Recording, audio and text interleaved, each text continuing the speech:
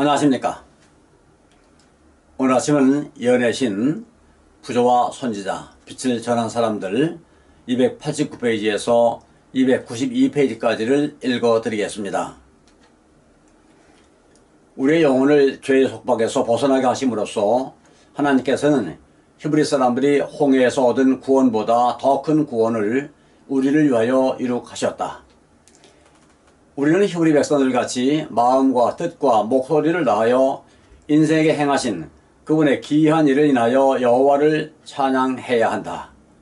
하나님의 크신 은혜를 늘 생각하며 그분의 작은 선물에도 무관심하지 않는 사람들은 기쁨의 띠를 띠고 마음으로 여호와를 찬양할 것이다.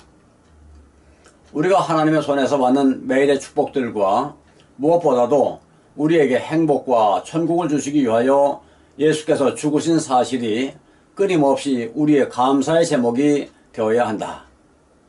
잃어버린 바 된 죄인인 우리를 자기 자신과 연결시키시고 자기의 귀중한 보배로 삼아주신 것은 하나님께서 얼마나 우리를 긍휼히 여기시고 얼마나 큰 비할 데 없는 사랑을 주셨는지를 나타낸다.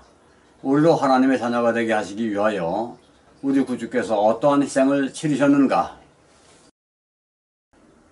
우리는 위대한 구속의 경륜 속에서 우리 앞에 제공된 복된 소망을 인하여 하나님을 찬송해야 한다. 우리는 하늘의 유업과 풍부한 약속들을 인하여 그분을 찬송해야 한다.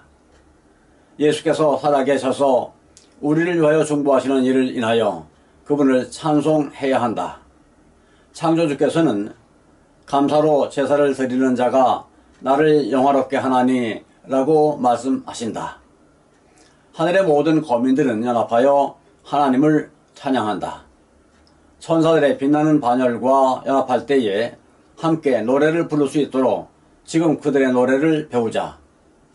우리도 시편 기자와 같이 나의 생전에 여호와를 찬양하며 나의 평생에 내 하나님을 찬송하리로다. 하나님이여 민족으로 주를 찬송케 하시며 모든 민족으로 주를 찬송케 하소서라고 말하자. 하나님께서 당신의 섭리로 히브리인들을 앞에는 바다가 있고 뒤에는 산이 있는 요새로 인도하신 것은 당신의 권능을 나타내시어 그들을 구원하시고 그들의 압박자들의 교만한 콧대를 현저하게 꺾으시기 위함이었다. 하나님께서는 어떤 다른 방법으로도 저들을 구원하실 수도 있으셨다. 그러나 그들의 믿음을 시험하시고 당신께 대한 그들의 신뢰심을 강하게 하시기 위하여 이 방법을 선택하셨다. 백성들은 지치고 공포에 사로잡혀 있었다. 그러나 모세가 그들에게 전진하라고 명령했을 때 그들이 주저했더라면 하나님께서는 그들을 위하여 결코 길을 열지 않으셨을 것이었다. 저희가 홍해를 육지같이 건넜던 것은 믿음으로였다.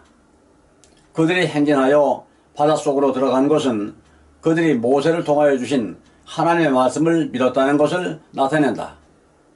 그들은 그들의 힘으로 할 수 있는 모든 일을 했으므로 그때에 이스라엘에 전능하신 분께서는 그들이 걸어갈 길을 만드시기 위하여 바다를 가르셨다. 이 이야기가 가르치는 큰 교훈은 모든 시대를 위한 것이다. 가끔 그리스도인의 생애는 위험에 둘러싸이고 의무를 수행하기 어려운 것처럼 보인다. 앞에는 절박한 파멸이 있고 뒤에는 속박이나 죽음이 있는 것처럼 생각된다. 그러나 하나님의 음성은 앞으로 나가라고 분명하게 말씀하신다. 우리는 비록 우리의 눈으로 어두움을 꿰뚫어 볼 수 없고 우리의 발이 찬 물결을 느낄지라도 이 명령을 순종해야 한다.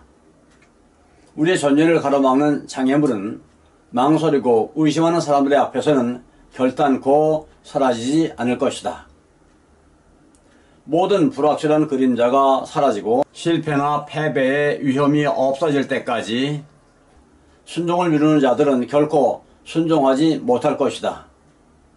불신은 장애물들이 제거되고 우리의 길을 똑똑히 볼 때까지 기다리자고 속삭이나 신앙은 용기 있게 모든 것을 바라고 모든 것을 믿고 앞으로 전진하라고 촉구한다. 애굽 사람들에게는 흑암의 장벽이 되었던 구름이 히브리 사람들에게는 큰 빗줄기가 되어 온 진영을 비춰주고 그들의 앞길을 밝혀주었다. 그와 같이 하나님께서 섭리하시는 일들은 불신하는 자에게는 암흑과 절망을 가져다주는 반면에 신뢰하는 영혼들에게는 한낮의 광명과 평화로 가득 차 있다. 하나님께서 인도하시는 길은 사막이나 바다를 통해 나 있는지 모르나 그 길은 안전한 길이다. 제26장 홍해에서 시내산까지. 이스라엘 백성들은 구름기둥의 인도하에 홍해를 출발하여 그들의 여행을 다시 계속했다. 그들 주위에 보이는 광경들은 매우 황량해 보였다. 황폐해 보이는 벌거숭이 산들과 황무한 들판들, 멀리까지 펼쳐져 있는 바다와 그 바닷가에 널려있는 원수들의 시체들만 보였으나 그들은 자유를 얻었다는 것을 알고 매우 기뻐하였다. 불만스럽던 모든 생각은 사라져버렸다. 그러나 그들은 여행 중에 3일 동안 물을 발견할 수 없었다. 그들이 준비해온 물은 다 떨어졌다. 저들이 뙤약볕에 타는 듯한 광야를 지친 걸음으로 느릿느릿 걸어갈 때에 그들의 타는 듯한 갈증을 풀어줄 수 있는 곳은 아무것도 없었다. 이 지역을 훤히 알고 있는 모세는 다른 사람들이 알지 못하는 것을 알고 있었다. 곧 이곳에서 제일 가까운 마라에는 샘물이 있었으나 그 물은 마시기에 부적당하였다. 그는 몹시 걱정을 하면서 인도하는 구름을 바라보았다. 그는 행렬을 따라 울려 퍼지는 무리야! 무리야! 하는 기쁨의 함성을 듣고 가슴이 덜컥 내려앉았다. 남자들과 여자들과 아이들이 기뻐 날뛰며 급히 샘물 있는 곳으로 모여들었으나 모인 무리로부터 고통스러운 부르짖음이 터져나왔다. 그 물은 쓴 물이었다. 그들은 저 신비한 구름 속에 계신 하나님께서 그들과 모세를 거기까지 인도하셨다는 사실을 기억하지 못하고 공포와 절망 중에서 그들을 그런 길로 인도했다고 모세를 비난했다. 모세는 그들이 곤경에 빠져 비탄해하는 모습을 보고 크게 슬퍼하면서 그들이 행하기를 잊어버린 그 일을 했다. 그는 하나님께 도움을 열렬히 부르짖었다. 여호와께서 그에게 한 나무를 지시하시니 그가 물에 던짐에 물이 사라졌더라. 이곳에서 모세를 통하여 이스라엘 백성들에게 다음과 같은 약속이 주어졌다.